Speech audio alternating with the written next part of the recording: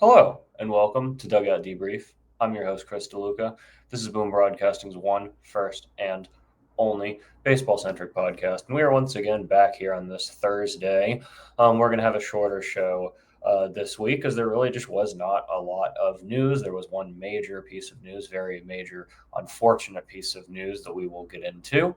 But outside of that, we will be doing a quick discussion about potential expansion cities. I have my own opinion on that, so we're going to go touch on that. And then the second phase of the All-Star voting closed on Wednesday afternoon at noon. So I'm going to go ahead and just give you my second phase of All-Star voting, and we'll have the normal rundown this week. With that being said, the unfortunate news that we do have to discuss is Dave Parker, Hall of Famer, new Hall of Famer Dave Parker just passed away recently at the age of 74. The Hall of Famer played for the Pirates, the Reds, the A's, the Brewers, the Angels, and the Blue Jays over his 19-year illustrious career. A man I believe should have been in the Hall of Fame a lot sooner than he was. It's very unfortunate that he will not be able to walk on that stage and give a speech. I feel like that's kind of been a theme recently. I mean, obviously we have our opinions on Pete Rose, but I mean, Dave Parker is a much different situation because, he didn't have a lot of the issues that Pete Rose had. So I really think that he should have been in earlier. It would have been nice for him to be able to make a speech and have that emotion, his family be able to witness that. But he made the Hall of Fame regardless. He's one of the best Pittsburgh Pirates ever. Had a 40.1 career WAR, 2,712 hits, and he had an average of 290, OPS of 810, and he won the MVP in 1978, where he was one of the best offensive players statistically. He was one of the best players of the 70s. When I think of I think of guys like him, Rod Carew, guys with average, guys who were clutch, guys who were parts of more so with Dave Parker, the Pirates, 70s Pirates, being part of good teams that played all phases of the game. They played a different type of baseball back in the 70s. And I think everybody was good in their own relative time. Dave Parker was good over a long time, so 19 years. But overall, rest in peace, Dave Parker, Hall of Famer. Baseball community did lose a great player and person. Really, the only other major news here this week is former Dodger catcher Austin Barnes signs with the NL West Division rival San Francisco Giants on a minor league deal. Sad to see, but like I said, when he did get released, DFA'd by the Dodgers, that he will find a spot. He is definitely deserving of a roster spot in the MLB at some point back up there. He's not the best offensively always, but he's a great defensive catcher.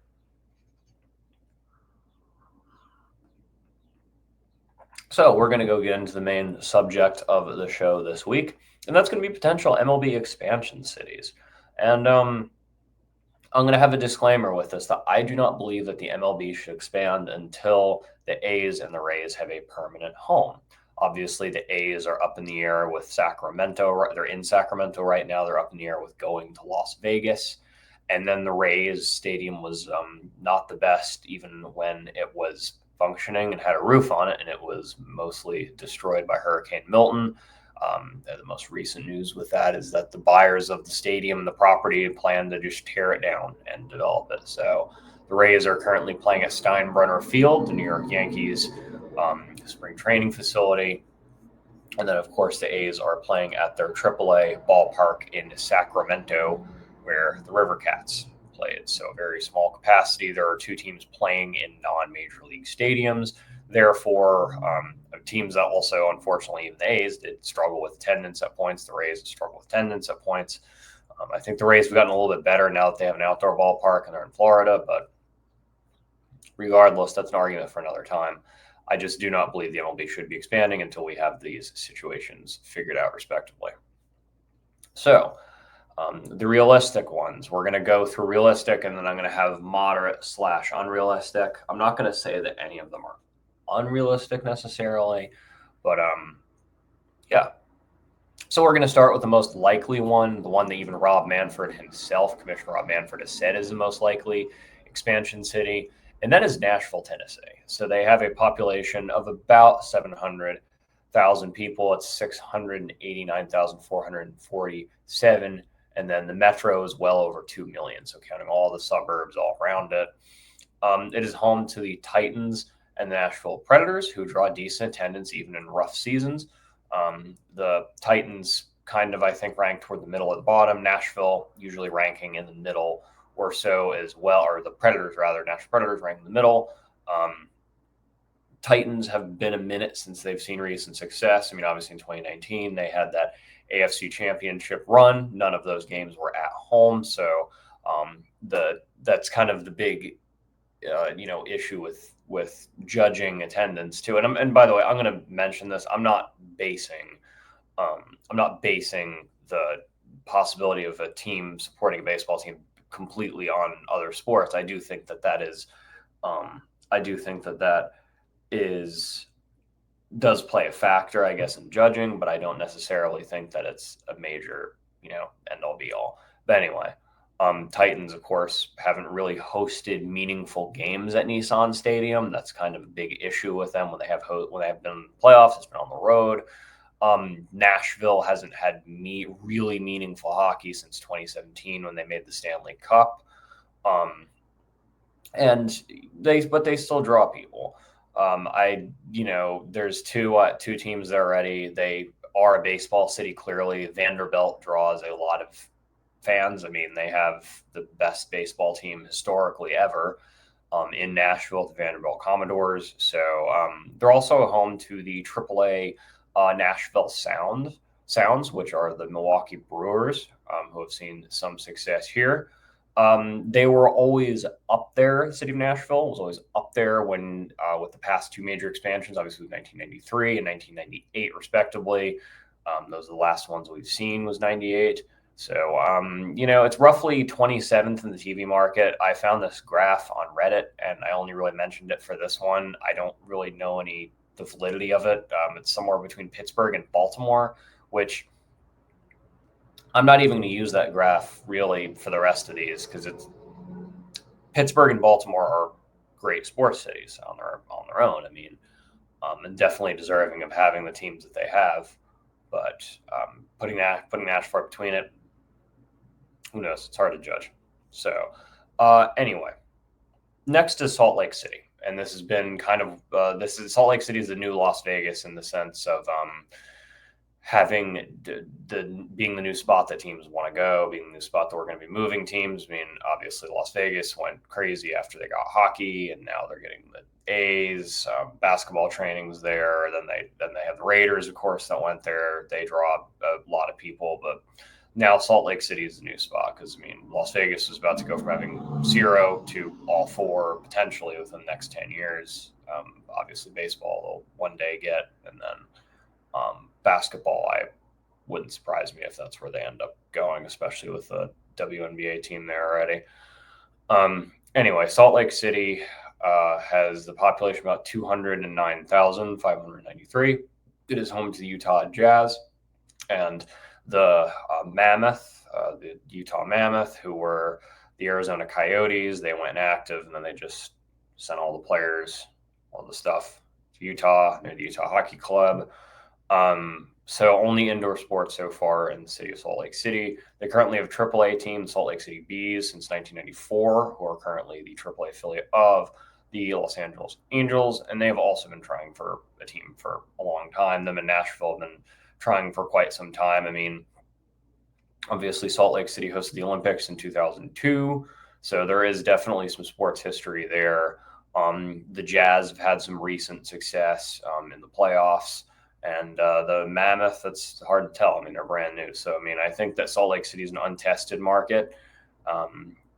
So, yeah, I mean, I wouldn't say this is the best one. I would probably rank this in the middle somewhere. It wouldn't be my number one. And I'll mention at the end of this, I'll mention what my number one, number two of what I would want to see. Next is Charlotte. It is about a population a little bit under 1 million. I know Metro, it's well over 1 million. 911,311, like I said, plus that huge sprawl because it goes into South Carolina, all around there. There's like Rock Hill going all the way down there, and then you have everything around it from Gastonia to Kannapolis, all around Mecklenburg County and the neighboring counties, Lincoln County, etc. So it's currently home to the Panthers and the Hornets. And then obviously there's a AAA team there, the White Sox. I think the state of North Carolina has a rich minor league history in general. I mean, there are a lot of teams that have been there for a long time. I mean, there are cities as small as Kinston in Eastern North Carolina that have a minor league team.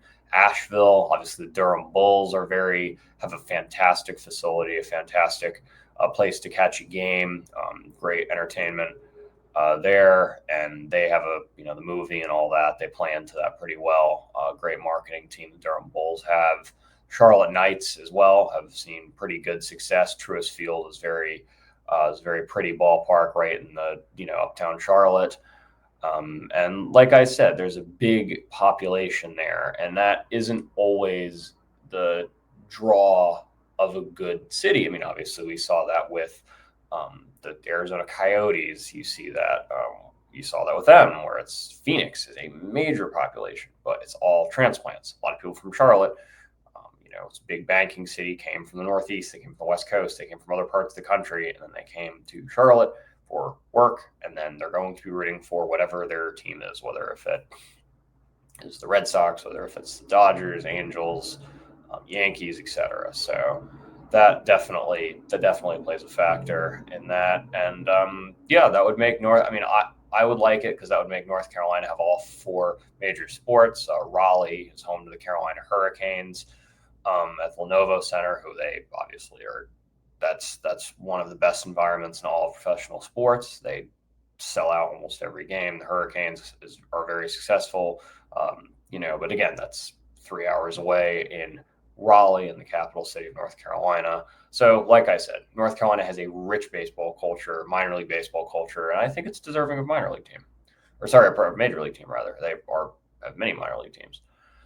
Next one is probably going to be the most fun one to talk about. That is Montreal. Montreal, population of about 1.7 million people. It's home to the Montreal Canadiens, who are one of the most successful historically. They're probably the most successful historically NHL team. And then former home of the Montreal Expos, who moved to Washington in 2005. The Expos existed from 1969 until 2004, and I could do an entire episode. Actually, I might do that in the off season, or when I just don't have anything to talk about. I might actually do an entire episode on the Expos, because they have a very fascinating and sad history. And this is going to be a theme. We're going to discuss this as well, is the ballpark. That is the main issue, is the ballpark. So out of all the cities that I've talked about so far, none of them have a ballpark that could fit a major league team. Technically, Montreal does. They have Olympic Stadium, which is where the Expos played from 72, 74, something like that, until their final season in 2004.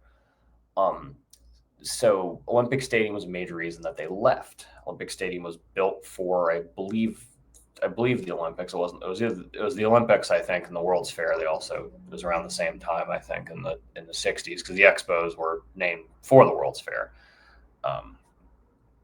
So Olympic Stadium was bad. It was fully indoors. It wasn't even supposed to be a baseball stadium. It was supposed to be a multi-sports Olympic facility. So not ideal.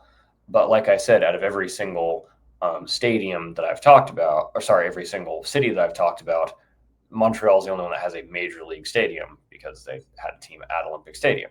So in theory, if the city of Montreal one day woke up and decided, well, we're going to build a ballpark and it's going to take us 4 years to build it, 5 years to build it, MLB, hey, Olympic Stadium for a couple of years and then into the new facility.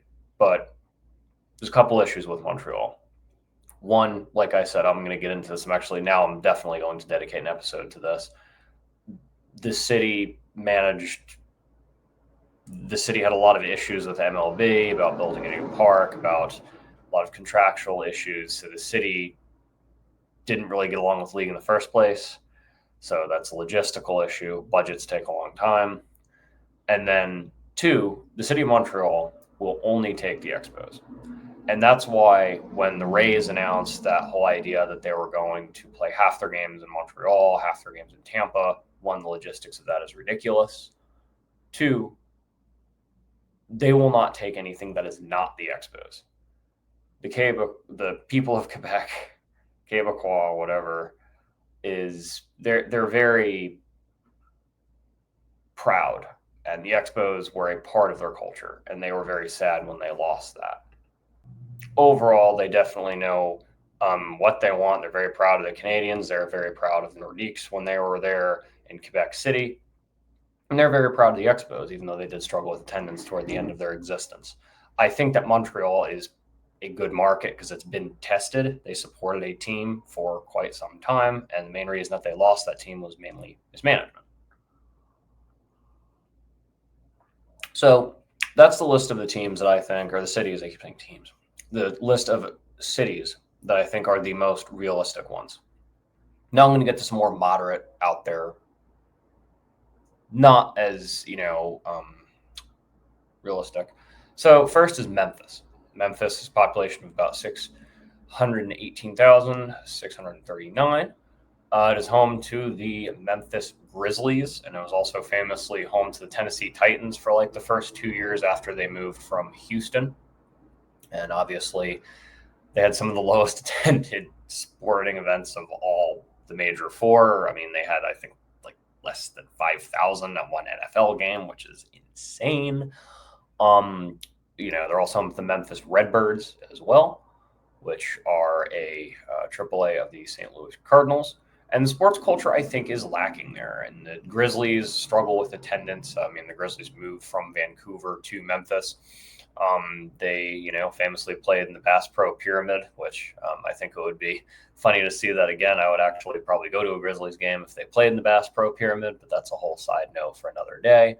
Memphis, I can't really speak on it because it's one of those sports cities that just nobody thinks about because there's only one team there. And there are some sports cities only have one team like Green Bay that we think about all the time. But Memphis is one of those cities that really nobody really thinks about. The NBA, I have noticed, has a lot of those kind of cities too. Obviously, before the A's, there was Sacramento, which was one. The NHL obviously has a few, but that's because they have Canadian teams, so it's different. But I don't know. Give me your opinion on Memphis sports culture. Put that in the comments. I'm not really sure. I can't really speak on it because I don't know a lot about it. I just don't think that would be the first place I would choose. I'm not insulting it. Nothing against the city of Memphis, by the way.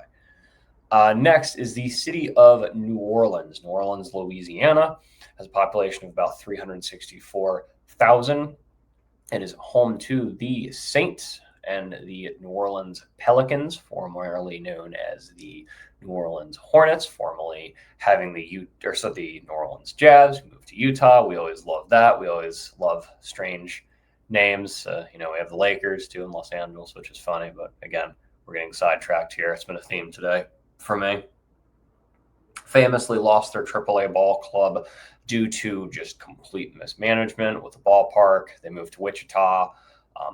Name change that was one of the least popular name changes probably ever, going from the Zephyrs, which was one of the more famous minor league names up there with the Durham Bulls, to the Baby Cakes, which had this ugly, creepy logo, and they were trying to play into the whole wacky minor league thing, and that didn't work out, and the ballpark was an issue, and the city and the team ended up being at a disagreement to a point where they moved to Wichita. So there is no large baseball team in the city of New Orleans, which is very unfortunate. The Pelicans also struggle with attendance, similar to the Memphis Grizzlies.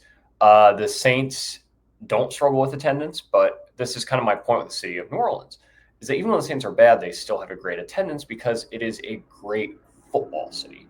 New Orleans is a football city through and through. I don't see them being able to support another sport at an elite level simply because it is a football city. When you think of the city of New Orleans, you think of the blocked punt, you think of the Super Bowl win, you think of the famous pick six of Peyton Manning. That's what I think of when I think of the Saints. When I think of the city of New Orleans in sports, I think of Drew Brees. That's what I think of. I think of guys like Drew Brees, Archie Manning, Superdome, indoor winter sports, even though it's 100 degrees in January there. So, but again, not the worst option. Next and finally is one of the more intriguing ones, and that is the city of San Antonio, which is sort of close to Houston. Sort of, I mean, it's a few hours away, but still, Houston, Austin, and San Antonio, kind of in that little clump over here. Population about 1.495 million. It is another city. The NBA has a lot of these. That's just one team. It's the San Antonio Spurs. They also have a AA team. They're probably one of the biggest cities in the country to only have one team, and the biggest cities to have a AA team, not a AAA team, it's really weird. Really weird to me. So yeah, San Antonio Missions are located there. AA of the Padres. One of the largest cities, like I said, only have one sports team. It's very strange. Close to Houston, but I actually weirdly like this one. I really do like San Antonio. This is one out of the more modern, unrealistic ones that I do actually like. I think it could work out. I mean, you could have a rivalry with the Astros. You could put them in any Western division, either one, or even if you want to put them in the Central. I think it should be more fun to put them in the West. I mean, there are two teams in Texas in the AL West anyway, so. But I digress. So the 2 points I'm really going to make with this, I'm going to go say the cities that I think are the most deserving of an expansion team. And at number one, I'm going to put the city of Charlotte. And I'm biased. North Carolina is my home state. But with the addition to that, I think it makes the most sense. You have a large metropolitan area. You have people local. You have transplants. You are near you're in a multicultural state, a state that has mountains, a state that has an ocean. Charlotte, one thing I will always give the city of Charlotte, while I may not always think the city of Charlotte's not my favorite city in North Carolina by any means, one thing I'll always give it is you're close to the mountains, you're close to the ocean. I get why people move there. You already have an established minor league team that has a culture already there. So there is a baseball culture. You clearly have a sports culture there, even though the Hornets are the Hornets. Obviously, Shannon and Jason love to talk about that. Michael Davis, he can obviously talk about that too. All the guys who really like the NBA on this channel definitely have opinions on the Hornets, which I would love to see in the comments. Just let's be talking about all sports here. And the Carolina Panthers, who have one of the best cultures in the NFL, if you ask me. That Super Bowl run is fantastic. There is a sports culture in Charlotte already. Like I said, borders with South Carolina. Give me Charlotte as my number one. And then number two is kind of a toss-up here. But I am going to have to go with Nashville simply because that's the one that Rob Manfred said is most realistic right now. There's a big gap in that area between, and this pertains to Charlotte too. There's a big gap between Washington, Baltimore area, and all the way down to Atlanta. And I think that gap really needs to be filled. Obviously, I'm biased because it's more accessible to me. I'd rather be in Charlotte, but if Nashville, so be it. I think that gap, though, definitely needs to be closed. And that, if we're going to go the expansion route, then that's the way it's going to probably need to go. The A's, like I said, more than likely at some point going to Las Vegas, and then the Rays, who knows? But I think they're staying in Florida regardless. They're either going to get a ballpark somewhere in the Tampa, St. Petersburg area, or they're going to move to Orlando. So with that being said, I'm going to go digress on the discussion of expansions. If you have any other cities you could think of, put them in the comments. I don't know. Morgantown, West Virginia. Let's put a major league team here. Why not? Go. We had the Pirates single A rookie here before they irked all the single A rookies. So go Black Bears, by the way. I still need to catch a game this year. Reminds me. But anyway, put anything in the comments about where you think the MLB should expand next. That being said, I am going to now discuss my All-Star ballot. So we did my first round All-Star ballot last week. Then the phase 1 closed. Now phase 2 has just closed. So at first base for the American League, I have Paul Goldschmidt.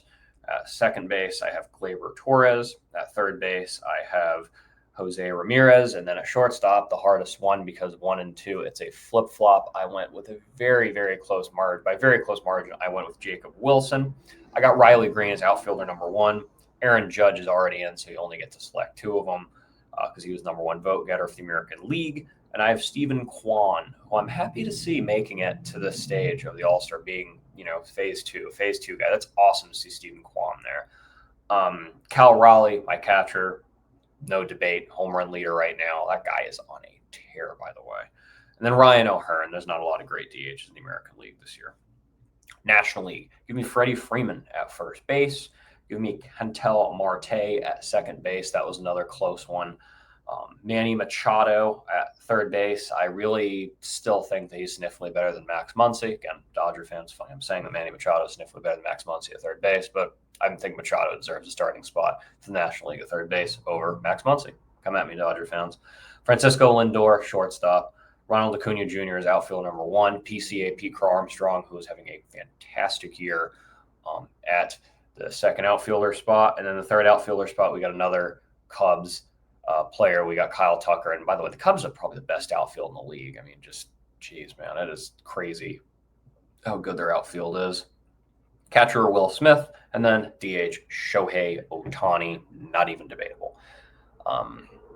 Yeah, that's my second round. We're going to go do a breakdown here when the all-star rosters are formally announced. We will dedicate an entire episode to that. We'll have an all-star special, ladies and gentlemen. But that being said, we're going to do the Series of the Week, Power Rankings Trivia, and we're going to be out of here on this fine Thursday. Series of the Week, Yankees at Mets, Subway Series Part 2. Yankees with a narrow lead in the American League East, and the Mets are in a close battle with the Philadelphia Phillies.